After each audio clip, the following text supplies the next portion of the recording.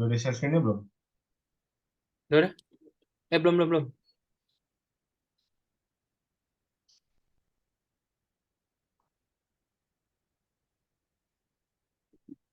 Za, kan Tuh. share screen PPT-nya dulu.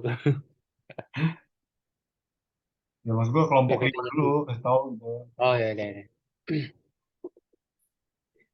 Ehm, Assalamualaikum warahmatullahi wabarakatuh, Pak Sparta dan teman-teman semua.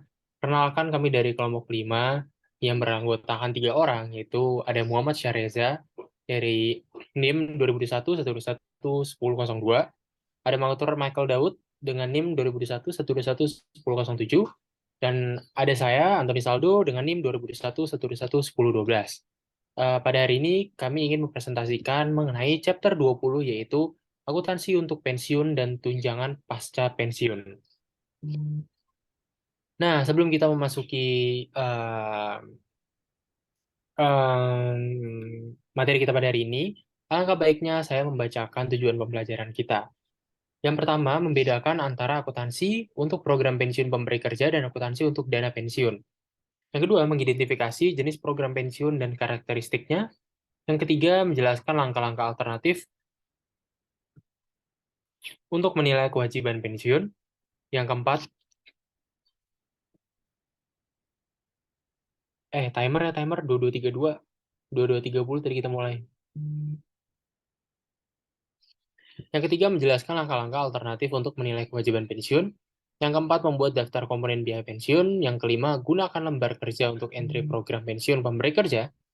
Yang keenam, menjelaskan amortisasi biaya jasa sebelumnya yang tidak diakui. Yang ketujuh, menjelaskan prosedur akuntansi untuk mengakui keuntungan dan kerugian tak terduga. Yang kedelapan, menjelaskan pendekatan koridor untuk mengamortisasi keuntungan dan kerugian yang belum diakui. Yang kesembilan, menjelaskan pengakuan kewajiban minimum.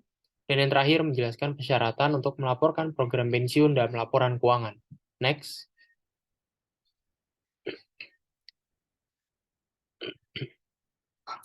Selanjutnya, akuntansi untuk pensiun dan tunjangan pasca pensiun.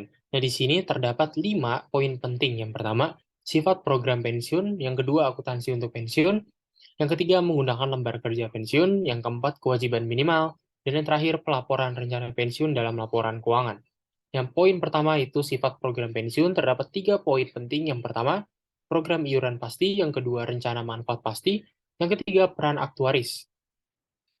Untuk yang kedua, akuntansi untuk pensiun, yaitu terdapat ukuran tanggung jawab alternatif. Yang kedua, kapitalisasi versus non kapitalisasi. Yang ketiga, komponen biaya pensiun. Nah, yang ketiga ini menggunakan lembar kerja pensiun. Ini terdapat 5 poin penting. Yang pertama, 2006 entry dan lembar kerja, amortisasi biaya jasa sebelumnya, 2007 entry dan lembar kerja, keuntungan atau kerugian, dan 2008 entry dan lembar kerja. Nah, ini ada kewajiban minimal juga. Ini ada 3, itu perhitungan kewajiban minimum, presentasi laporan keuangan, contoh lembar kerja, pelaporan rencana pensiun dalam laporan keuangan. Ini terdapat 4. Yang pertama, di dalam laporan keuangan, dalam catatan atas laporan keuangan, entry dan lembar kerja 2019, 2009, contoh komprehensif, dan masalah khusus.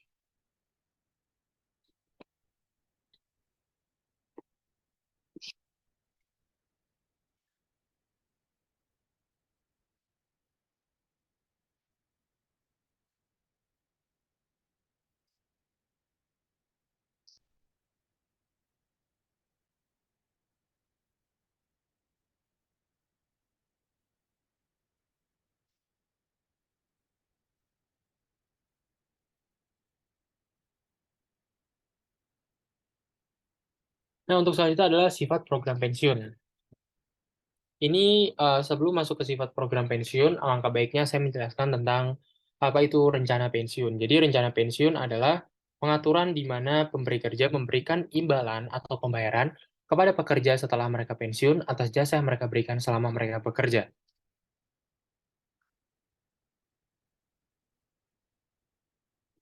Nah, kemudian di sini terdapat ilustrasi dari gambar-gambar, yaitu pemberi kerja berkontribusi terhadap rencana pensiun administrator, kemudian terdapat aktiva dan kewajiban, ini akan melakukan pembayaran manfaat yang akan menjadikan pensiun karyawan. Next.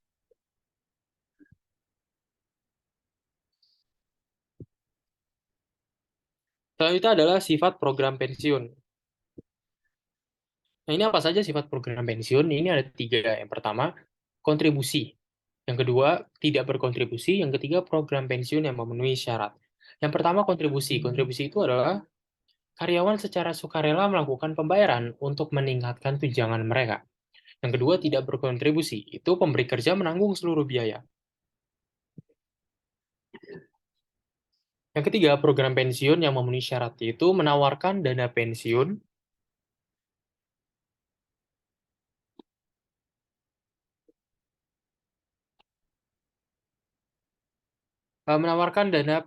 menawarkan manfaat pajak. Nah, dana pensiun harus merupakan badan hukum dan akuntansi yang terpisah. Next. Selanjutnya adalah jenis program pensiun. Ini yang pertama ada rencana kontribusi pasti. Yang kedua ada program manfaat pasti. Nah, yang pertama itu rencana kontribusi pasti. Itu ada 2. Yang pertama, ini kontribusi pemberi kerja ditentukan oleh program tetap. Terus yang kedua, risiko ditanggung oleh karyawan. Nah, ini ada 3. Yang ketiga ini manfaat berdasarkan nilai paket. Nah, kemudian untuk program manfaat pasti terdapat 3. Yang pertama, manfaat ditentukan oleh rencana. Yang kedua, kontribusi pemberi kerja bervariasi atau ditentukan oleh aktuaris. Yang ketiga, risiko ditanggung majikan.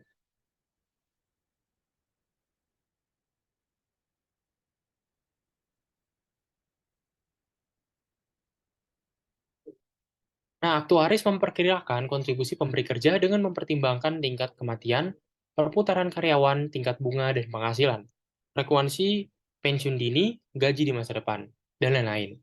Nah, ini pernyataan standar akuntansi keuangan nomor 87, yaitu akuntansi pemberi kerja untuk program pensiun, tahun 1985.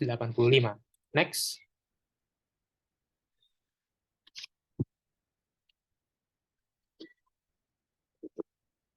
Nah, selanjutnya, akuntansi untuk pensiun ini memiliki 2 pertanyaan. Yang pertama, apa kewajiban pensiun yang harus dilaporkan perusahaan dalam laporan keuangan? Yang kedua, berapa biaya pensiun untuk periode tersebut? Nah, ini bisa di next.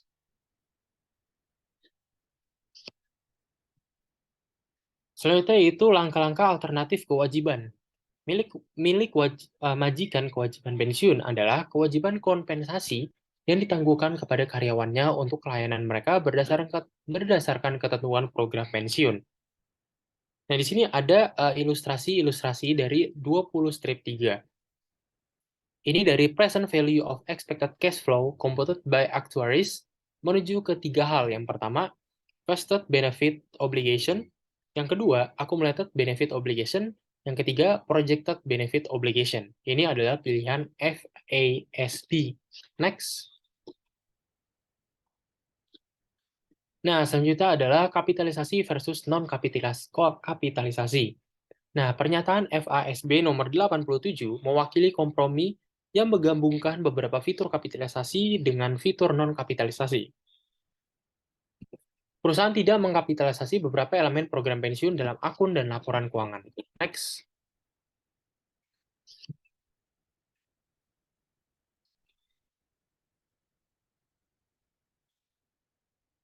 Selanjutnya adalah komponen beban pensiun. Nah, di sini adalah komponen-komponen beban pensiun dan juga efek pada pengeluarannya. Ada 5. Yang pertama, biaya layanan. Ini efek pada pengeluarannya itu bertambah. Yang kedua, bunga atas kewajiban. Efek pada pengeluarannya bertambah. Yang ketiga, pengembalian aktual atas aset program. Efek pada pengeluarannya bisa bertambah dan bisa mengurangi. Yang keempat, amortisasi biaya jasa sebelumnya yang belum diamortisasi. Efek pada pengeluarannya yaitu bertambah. Dan yang terakhir, keuntungan dan kerugian. Efeknya bisa bertambah dan berkurang. Next.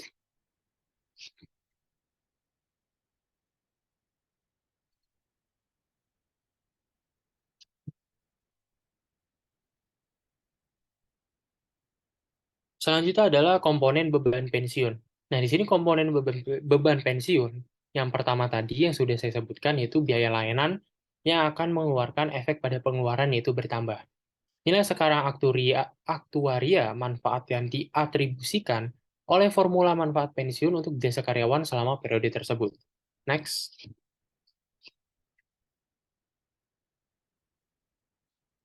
Selanjutnya adalah bunga atas kewajiban, yaitu bunga untuk periode pada kewajiban manfaat yang diproyeksikan beredar selama periode tersebut. Suku bunga atau tingkat penyelesaian harus mencerminkan tingkat di mana perusahaan dapat menyelesaikan manfaat pensiun secara efektif. Next.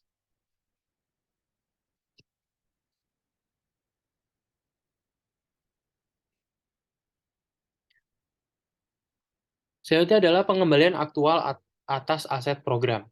Itu pengembalian yang sebenarnya aset program adalah kenaikan dana pensiun dari bunga dividen dan perubahan nilai pasar wajar aset program yang sudah dan belum direalisasi. Next.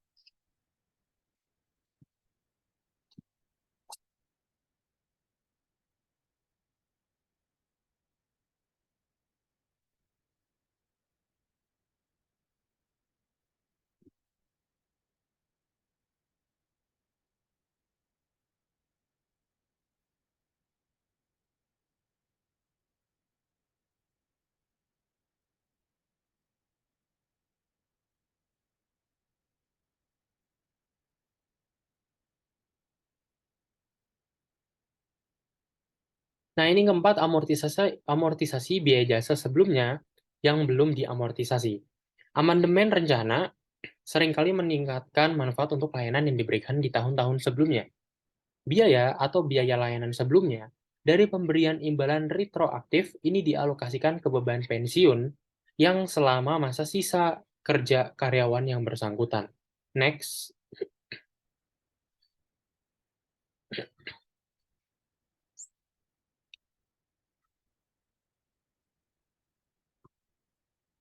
Selanjutnya yaitu keuntungan atau kerugian. Volatilitas dalam beban pensiun dapat diakibatkan oleh perubahan yang tiba-tiba dan besar dalam nilai pasar aset program dan oleh perubahan kewajiban imbalan yang diproyeksikan. Next. Selanjutnya itu menggunakan lembar kerja pensiun. Perusahaan tidak mengenali beberapa item dalam akun dan laporan keuangan, yaitu ada empat. Yang pertama, kewajiban tunjangan yang diproyeksikan. Yang kedua, aset program pensiun. Yang ketiga, biaya layanan sebelumnya yang tidak diketahui. Keuntungan atau kerugian bersih yang tidak diakui. Nah, perusahaan harus mengungkapkan dalam catatan atas laporan keuangan atau CALK tetapi tidak dalam badan keuangan. Next. Selanjutnya bisa dilanjutkan oleh teman saya.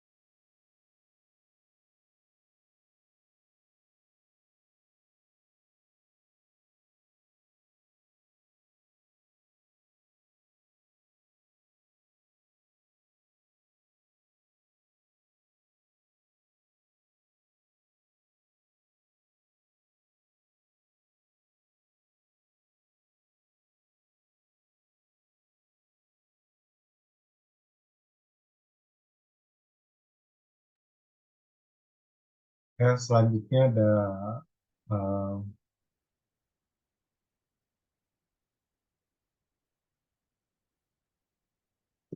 um,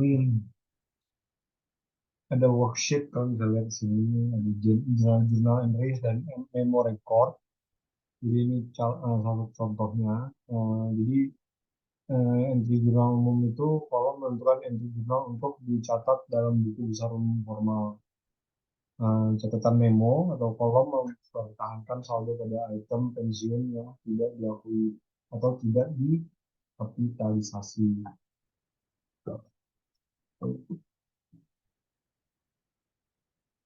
Nah, contoh soalnya pada tanggal 1 Januari 2008, perusahaan Udin memiliki aset program sebesar 250 dolar dan kewajiban manfaat yang diproyeksi dengan jumlah yang sama selama tahun 2008. Biaya layanan adalah 27.500 dolar. Tingkat penyelesaian adalah 10%. Pengambilan aktual yang diharapkan dari aset program adalah 25.000. Kontribusi adalah 20.000 dolar dan tunjangan yang dibayar adalah 15.500 dolar.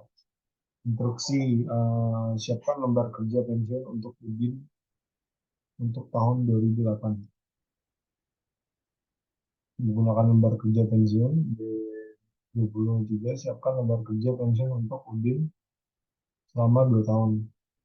Nah, contoh worksheet-nya ada jurnal-jurnal entries dan memory code-nya di sini. Dan saya tinggal masukin aja.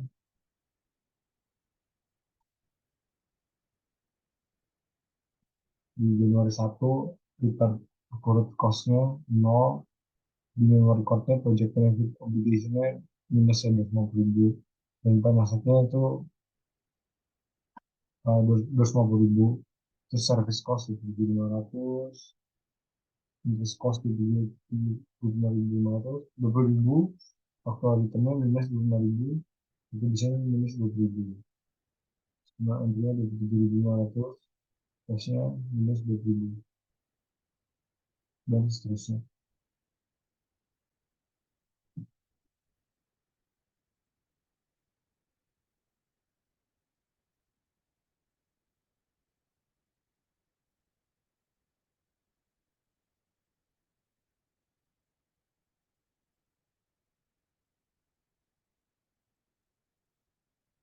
Perhatikan hal-hal berikut tentang lembar kerja. Saldo di kolom biaya dibayar di muka atau aktual harus sama dengan saldo bersih di catatan menu. Untuk setiap transaksi atau kejadian debit harus sama dengan kredit.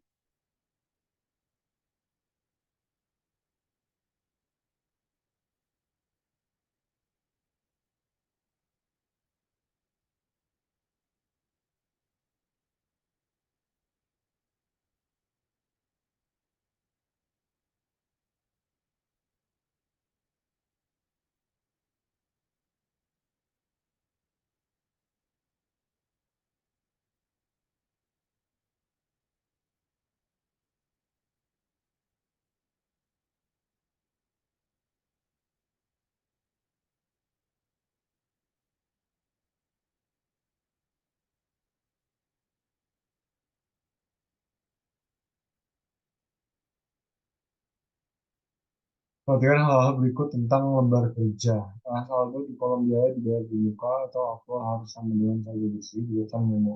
Untuk setiap transaksi atau kejadian debit harus sama dengan kredit.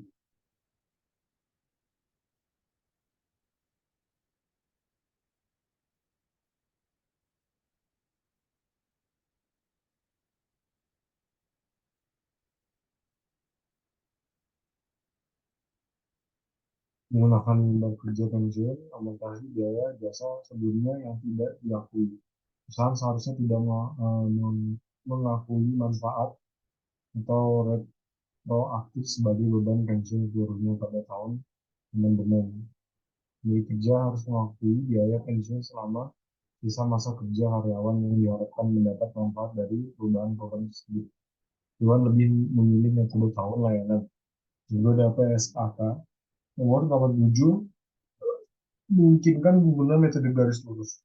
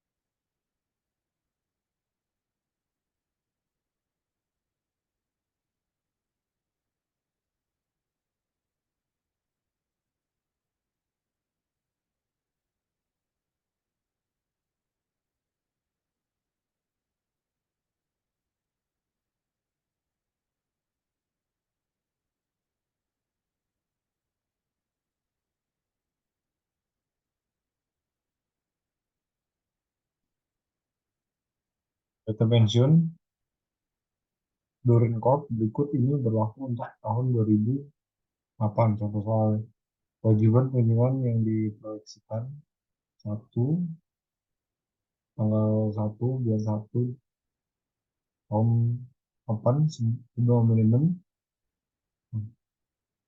$560.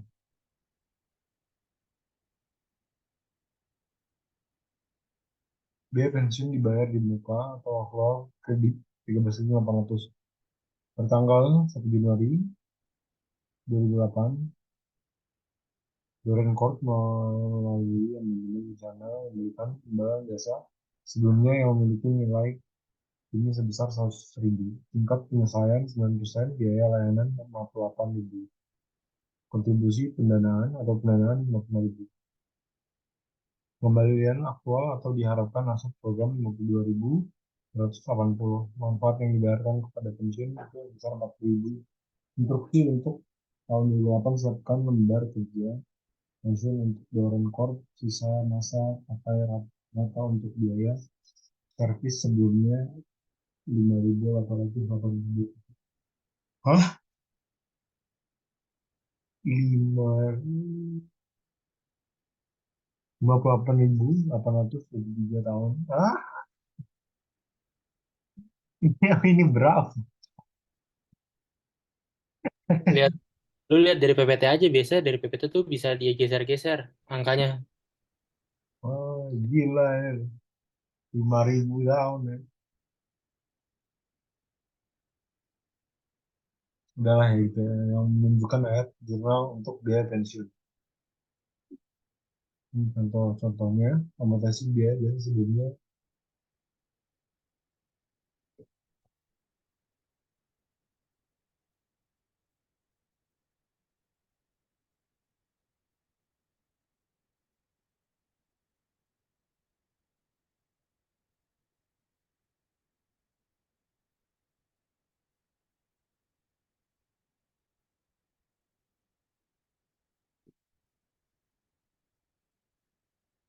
Nah, kalian bisa lihat di sini ada contoh jawabannya sama kayak tadi. Nah,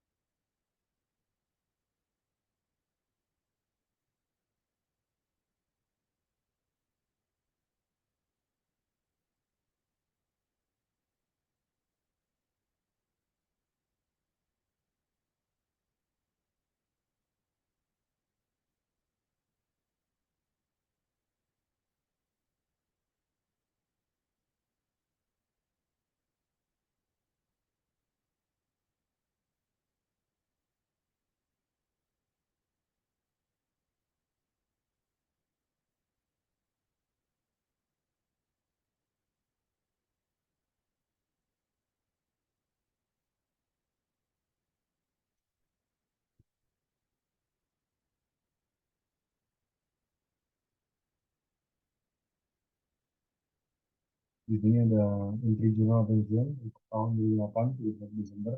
Biaya pensiun sebesar 82.120, biaya dari muka atau aktual 7.120, uang tunai 55.000. Keuntungan atau kerugian perubahan terduga dalam biaya pensiun diakibatkan oleh satu perubahan nilai pasar dari merencanakan aset dan dua perubahan asumsi aktuarial yang mempengaruhi jumlah tersebut kewajiban manfaat yang diproyeksikan.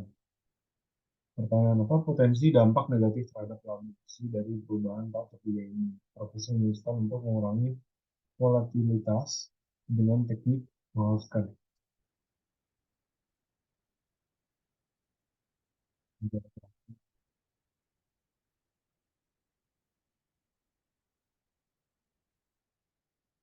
Nah, apa yang terjadi pada perbedaan pengambilan yang diharapkan dan pengambilan yang sebenarnya dijawab. Tetap dalam akun laba atau rugi bersih yang tidak diakui yang masing jumlah yang melebihi koridor koridor untuk beban pensiun selama sisa masa kerja. Rata-rata dari karyawan aktif diharapkan menerima imbalan berdasarkan program. Pertanyaan, apa yang terjadi dengan keuntungan atau kerugian tak terduga dari perubahan kewajiban manfaat yang diproyeksikan? Jawab, dicatat dalam akun laba atau rugi, tidak diakui aplikasi jumlah lebih koridor untuk beban pensiun selama sisa masa kerja. Rata-rata dan dari karyawan aktif yang diharapkan menerima imbalan berdasarkan program.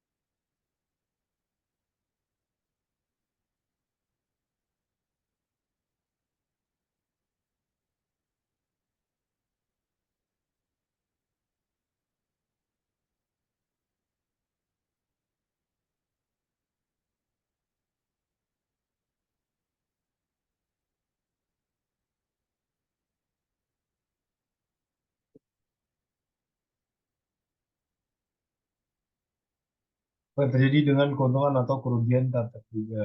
Nah, kewajiban manfaat migrasi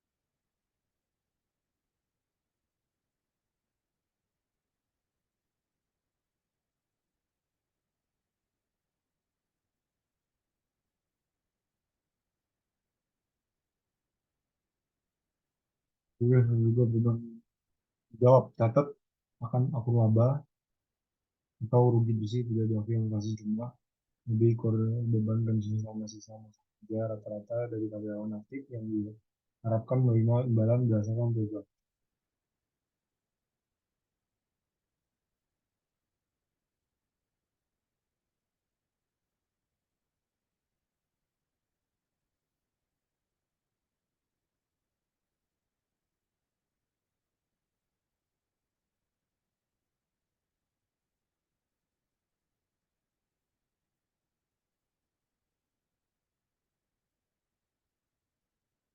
Seperti koridor evaluasi SB menemukan pendekatan koridor untuk mengatur saldo akumulasi keuntungan yakni ketika jumlahnya terlalu besar, seberapa besar terlalu besar, 10% dari yang lebih besar dari saldo awal dari kewajiban manfaat yang diproyeksikan atau nilai kerja pasar dari laba yang belum diakui di atas 10% harus diamortisasi. Contoh soal corporation memiliki kewajiban tunjangan Broxe besar 3.100.000 dan aset program sebesar 3.300.000 dolar. Dan tanggal 1 Januari 2008, kerugian pensiun bersih HAT yang tidak diakui adalah 475.000 dolar. Pada saat itu, rata-rata sisa masa kerja kawan HAT adalah 7,5 tahun. Untuk hitung amortisasi kerugian pensiun HAT.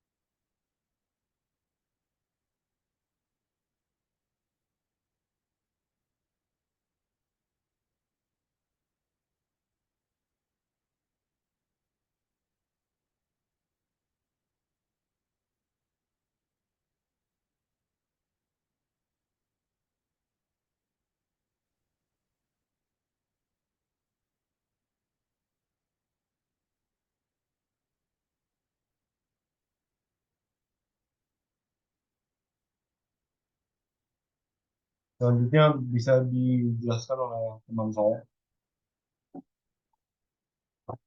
Lut,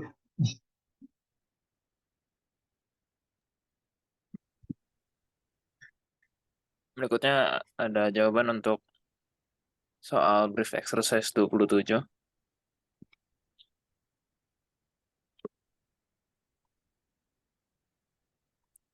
Jadi untuk menghitung amortisasi kerugian Hunt, itu terdapat projected benefit obligation sebesar 3.100.000 dolar dan plan aset sebesar 3.300.000.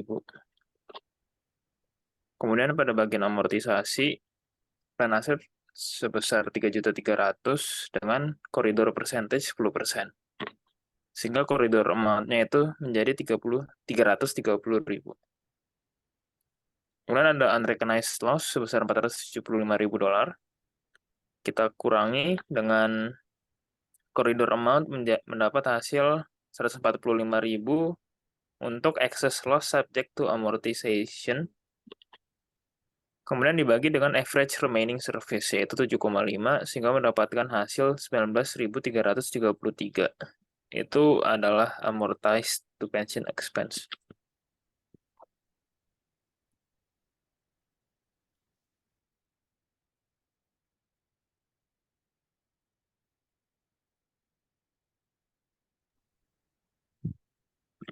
Kemudian ada problem 22, KTD Company mengadopsi akuntansi yang dapat diterima untuk program pensiun manfaat pasti pada tanggal 1 Januari 2008.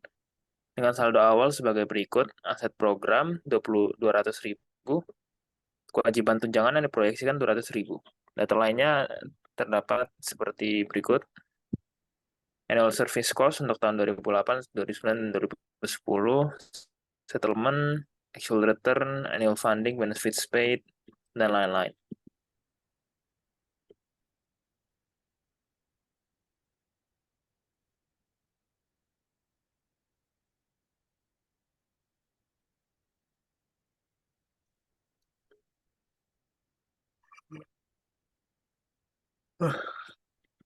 Dan berikutnya adalah jawaban untuk P22, lembar kerja pensiun untuk 2008.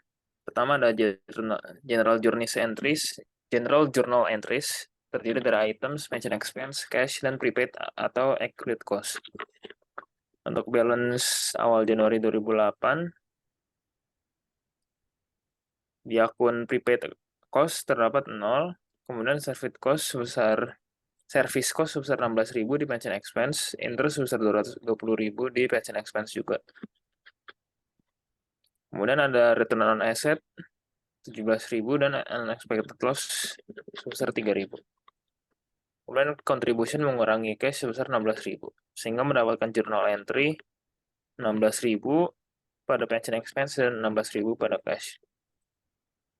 Dan pengembalian yang diharapkan atas aset program yaitu 20.000 didapat dari 200.000 dikalikan dengan 10%.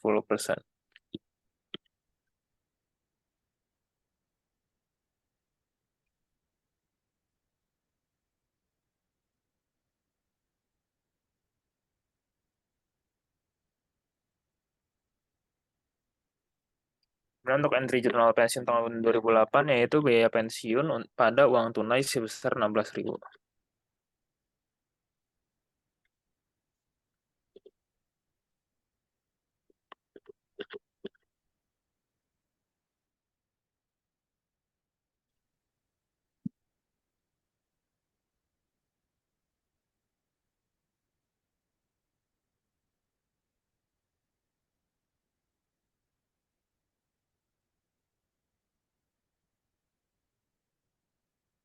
Kemudian untuk tahun 2009, balance awal tahun sebesar 0, prior service cost tidak ada akunnya. Kemudian untuk awal tahun revise sebesar 0. Untuk service cost tahun 2009, 19.000 pada pension expense, interest 38.200 pada pension expense, return on asset mengurangi pension expense sebesar 21.900 didapat dari pengembalian aktual sama dengan pengembalian yang diharapkan. Kemudian amortization of PSC sebesar 54.400 pada pension expense dan contribution mengurangi cash sebesar 40.000.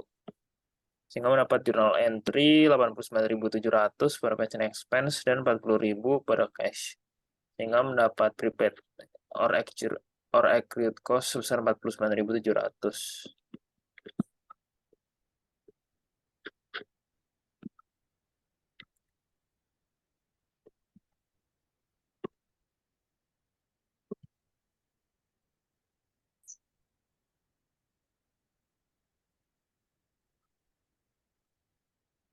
Kemudian untuk entry jurnalnya 2009 itu biaya pensiun pada biaya dibayar di muka dan uang tunai. Biaya pensiun sebesar 89.700, biaya dibayar di muka 49.700 dan uang tunai 40.000.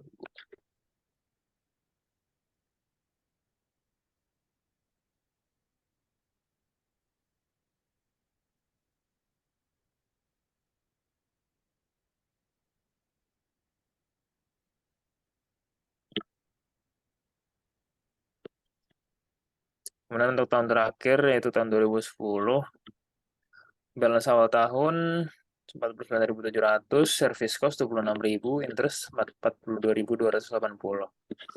Return on asset mengurangi pension expense sebesar 24.000, unexpected loss mengurangi pension expense sebesar 2.450, dan amortization of PSC sebesar 41.600. Dan untuk contributions mengurangi cash sebesar 48.000. Jadi journal entry-nya untuk pension expense sebesar 83.430 dan cash 48.000 sehingga mendapat prepaid or accrued cost sebesar 35.430.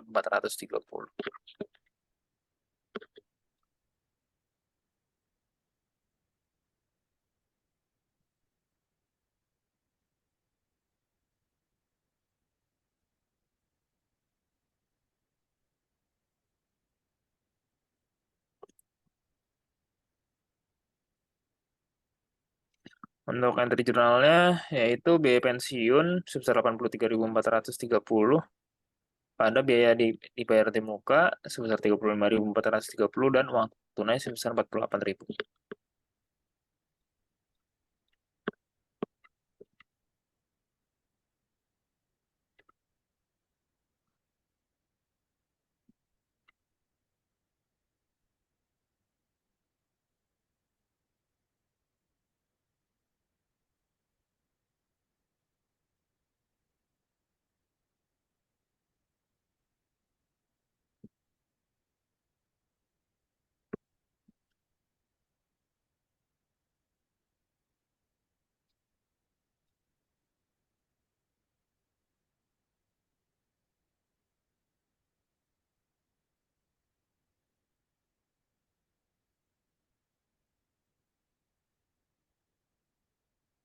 Kemudian soal berikutnya P22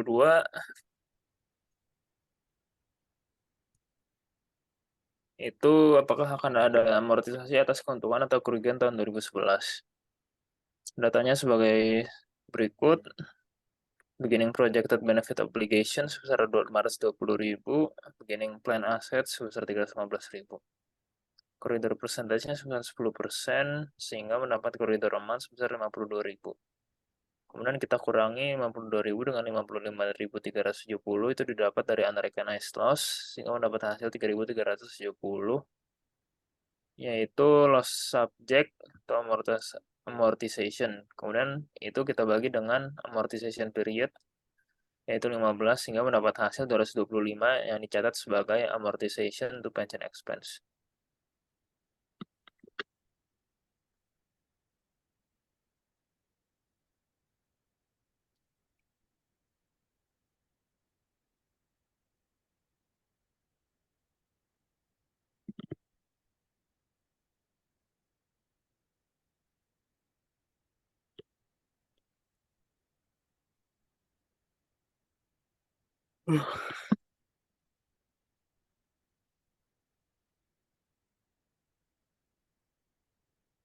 Kemudian untuk lembar kerjanya yaitu sebagai berikut.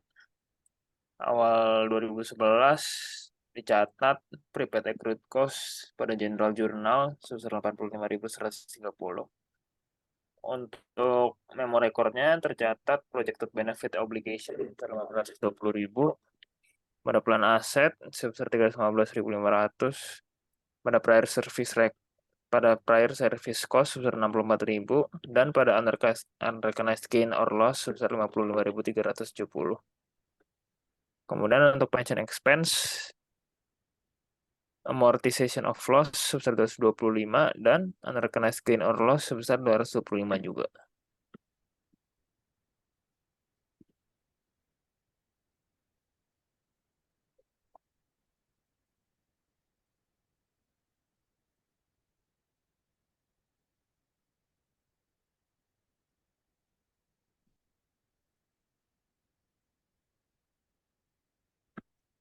Dan berikutnya kewajiban minimal. Dewan membutuhkan pengakuan segera atas kewajiban minimum. Ketika akumulasi kewajiban imbalan melebihi nilai wajar aset program. Jika sebuah perusahaan telah melaporkan liabilitas atas biaya pensiun yang masih harus dibayar, itu hanya mencatat liabilitas tambahan yang sama dengan liabilitas minimum yang disyaratkan.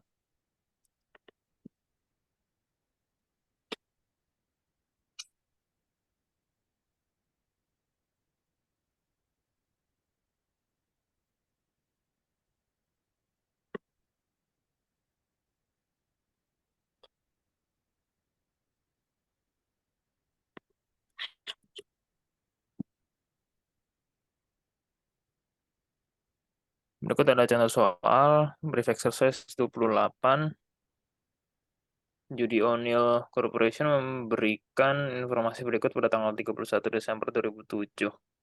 Akumulasi manfaat kewajiban 2.800.000, rencanakan aset bernilai wajar 2 juta, biaya pensiun yang masih harus dibayar 200.000, dan biaya layanan yang sebelumnya tidak dikenal sebesar 1.100.000.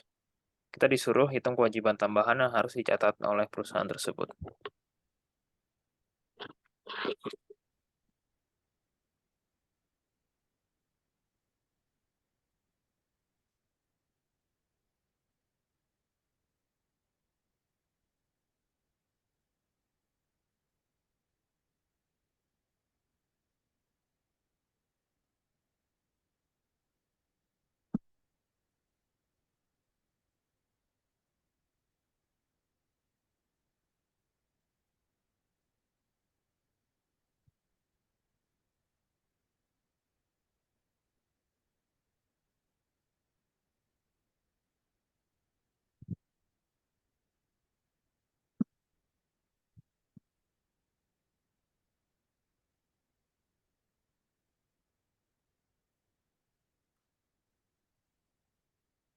Oke, berikut jawabannya untuk brief exercise 28.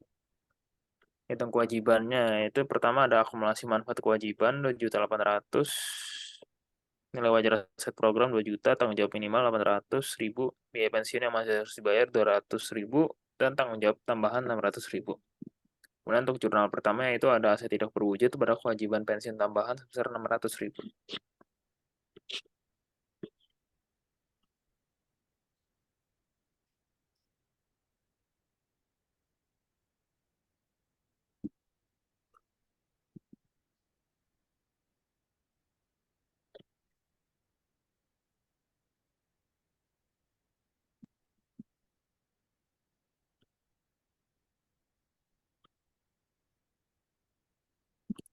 Kemudian berikutnya pelaporan rencana pensiun dalam laporan keuangan. Dalam laporan keuangan terdapat biaya pensiun yang masih harus dibayar, biaya pensiun dibayar di muka, dan aset tak berwujud, biaya pensiun ditangguhkan, atau tes kewajiban minimum.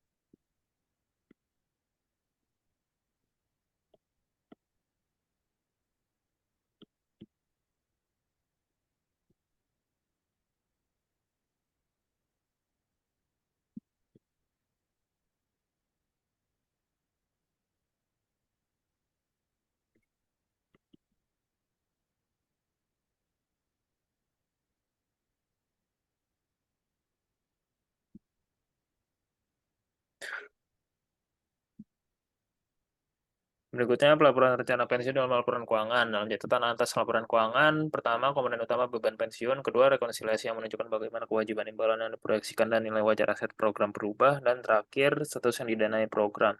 Selisih antara proyeksi kewajiban manfaat dan nilai wajar aset program.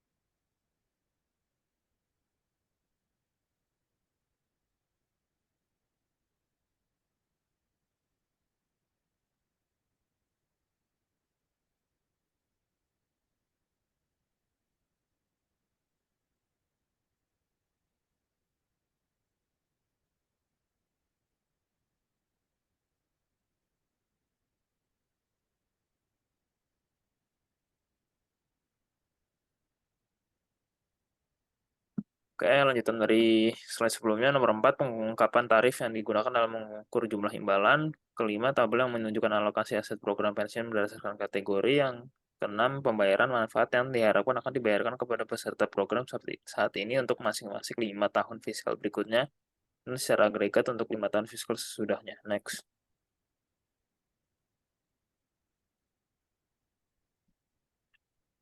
Pelaporan rencana pensiun dalam laporan keuangan, masalah khususnya yaitu Undang-Undang Reformasi Pensiun tahun 1974 dan pemutusan pensiun.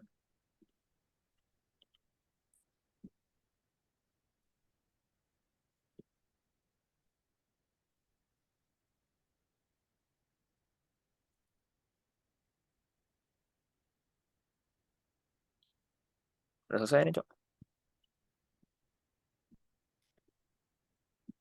Lanjut ke soal Canva aja.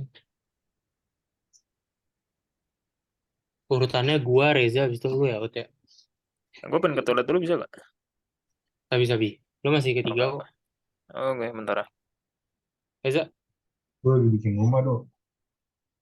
hah? Lagi bikin rumah gue.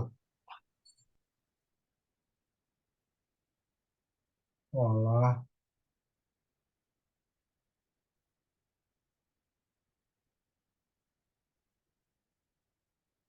bikin rumah dong, bikin rumah.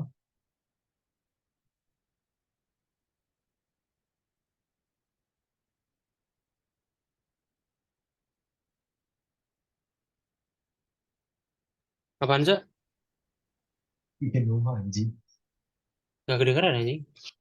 Nggak keren. Nggak kedengeran.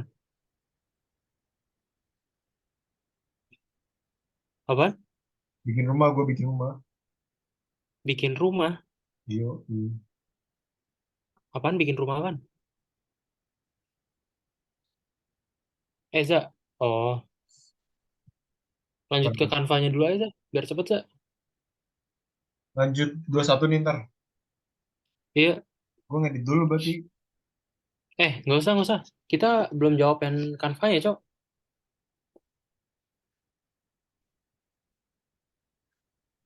Nah, ini belum nih. Urutannya gua, lu, habis itu Daud ya. Ya, baca aja sih, ini udah 1 jam lebih. Iya. Nah, selanjutnya saya akan membacakan jawaban dari exercise 20 strip 6.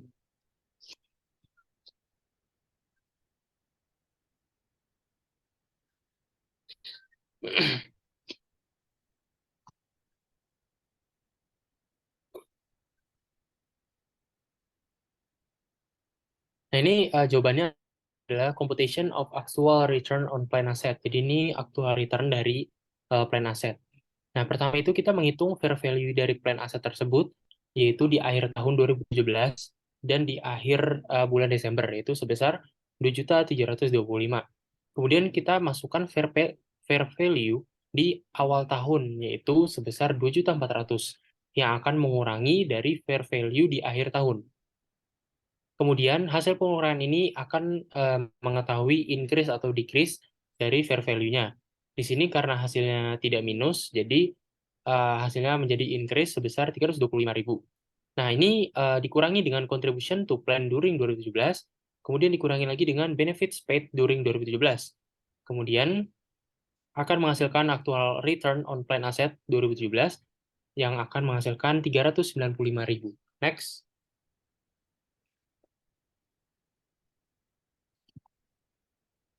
Langsung gue nih, apa gimana? Ya. Lalu habis itu Daud. Gue yang mana? Kan tadi gue nih, habis ini lo, habis itu Daud, habis itu gue lagi. Ini lu kan? Ini gue tadi, lo, ya itu lo tuh. Lo 20.012. Ini gue nih. Iya ya. Oke, di sini ada jawaban 2012. Kalian bisa lihat yang jawaban A, pension expense for 2017.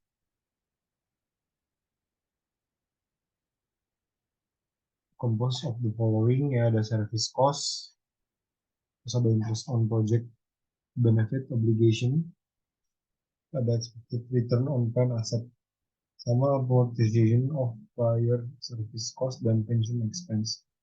Kalian tinggal jumlahin aja dan akan menghasilkan pension expense misal 267.000. Ya. Ada yang B, pension expense, ada pension expense, ada asset atau liability, itu ada cash, ada derivative income, ada compensation income atau GL, to record pension expense and employee contribution.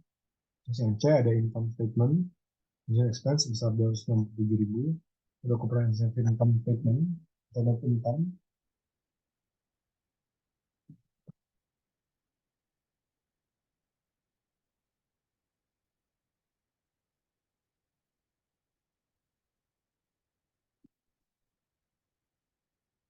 Ada balance sheet, ada liabilities, ada pension liability sebesar 397.000, terus ada stockholders equity, ada accumulated OC, 21.080.000, terus ada accumulated OC, ada projected benefit obligation sebesar 1.527.000, terus ada pen asset, ada pension ability, di totalin semua menjadi misalnya 397.000.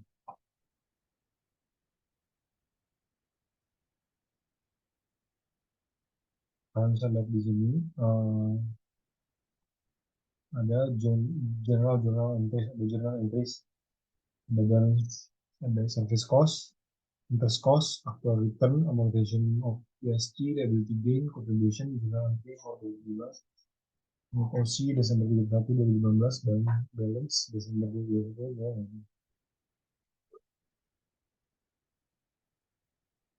Lihat pension expense bisa 7.000, 150.000, 80.000, 120.000, dijumlahin lagi menjadi 250.000. Terus ada cash, ada 250, masukin lagi 250.000, terus ada fire service cost, 120.000, 120.000, jadi 1.200.000, terus hasilnya dijumlahin dan dikurangi, hasilnya 1.080.000. Ada 200.000, gain loss-nya, terus ada pension asset liability 300.000 sama 303.000 dikurangin aja, jadinya 397.000. Ada projected benefit obligation 1.500, 7.000, 50 sama 200 hasilnya itu 52.700. Dan misalnya pen aset itu 800.000 sama 800.000 sama 250, jadi semua dijumlahin jadi balance-nya bisa 4.130.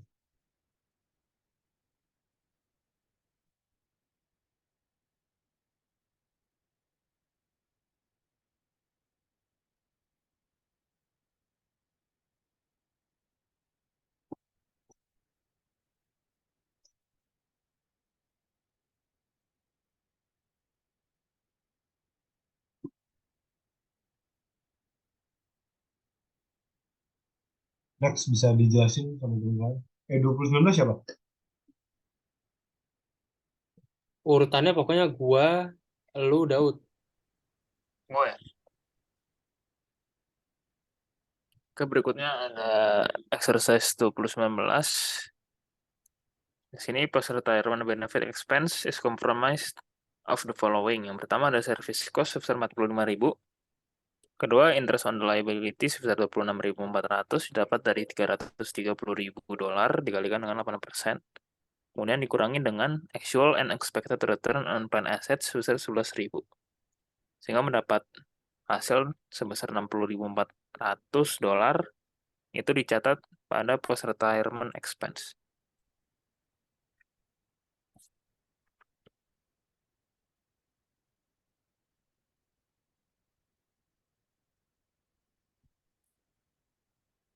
Next, ya. Nah, so itu adalah problem dari ini 20/6 masih lu ya, tak?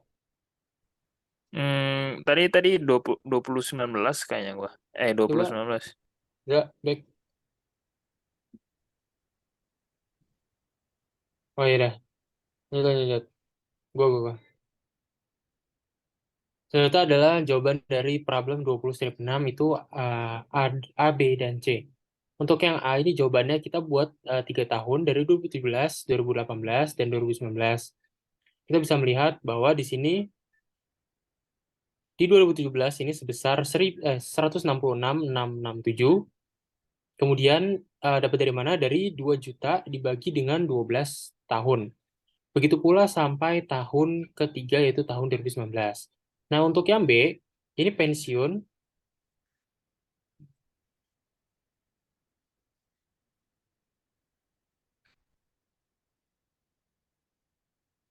Ini pensiun expense untuk 2017. Ini ada service cost sebesar 200.000. Kemudian interest on project benefit obligation dan actual return on plan asset. Kemudian unexpected gain, amortization of prior service cost, dan pension expense. Kemudian ini nominal-nominalnya didapat dari yang 500.000 interest on project benefit obligation didapat dari 5 juta dikalikan dengan 10%, yaitu sama dengan 500.000. Kemudian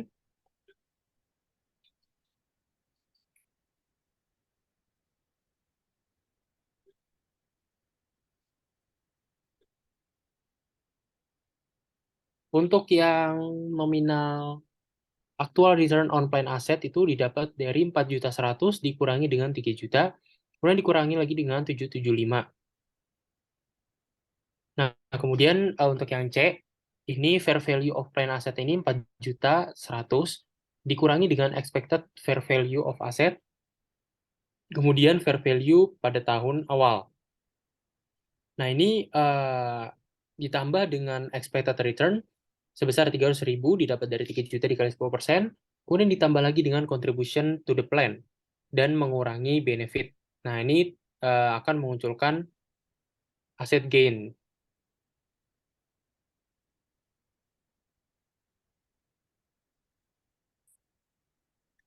Kemudian di sini kita bisa melihat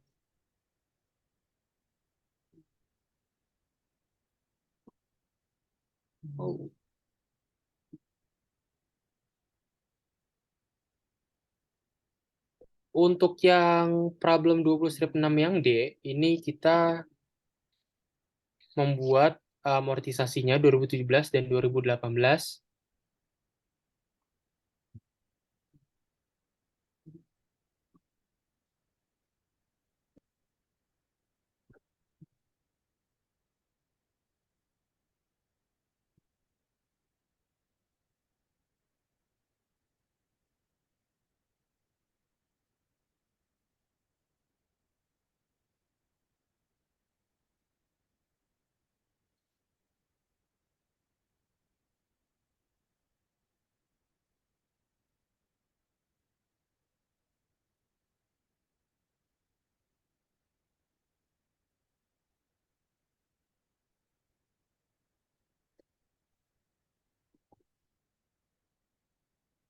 Nah, di sini kita melihat bahwasanya di project benefit obligation, fair value of plan asset, kemudian koridor, accumulated OC, G per L, amortization. Kemudian di sini nominal-nominalnya sudah tertulis dengan jelas, dan juga untuk jurnalnya, jurnal itu debitnya pensiun liability, beginning of year sebesar 2 juta. Di juta ini didapatkan dari 5 juta dikurangi dengan 3 juta. Kemudian akan dikurangi dengan pensiun liability akhir tahun.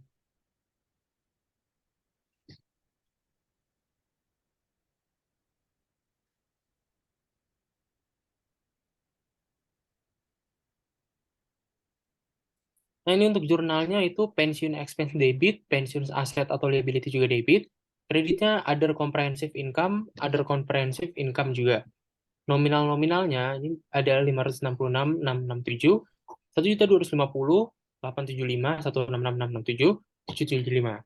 Ada cash juga di sebelah kredit. Next.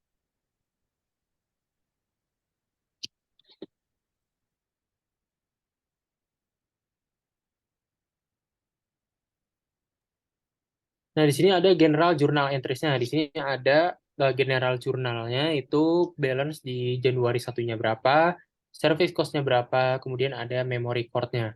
Di sini lanjutan dari nominal-nominal yang tadi kita hitung. Nah, di sini untuk nominal 500.000 ini didapat dari 5 juta dikalikan dengan 10% yang akan menghasilkan 500.000. Nah, di sini kita bisa melihat hasil-hasil nominalnya dan yang sudah kita rekap ke general journal entries-nya seperti apa.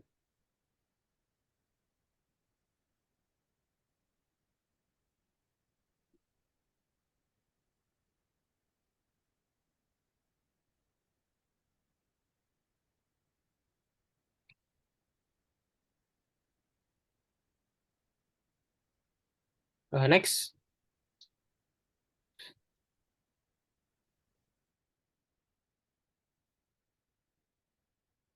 Coba dulu.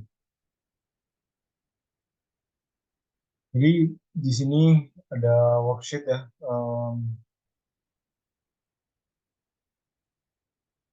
Journal entry sama memo card-nya. Ada annual pension expense.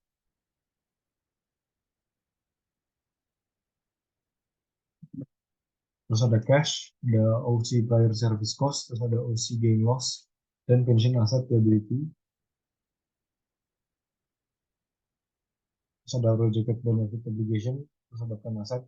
Terus, tinggal kalian masukin aja, terus dijumlahin. Jadi hasilnya 27.000.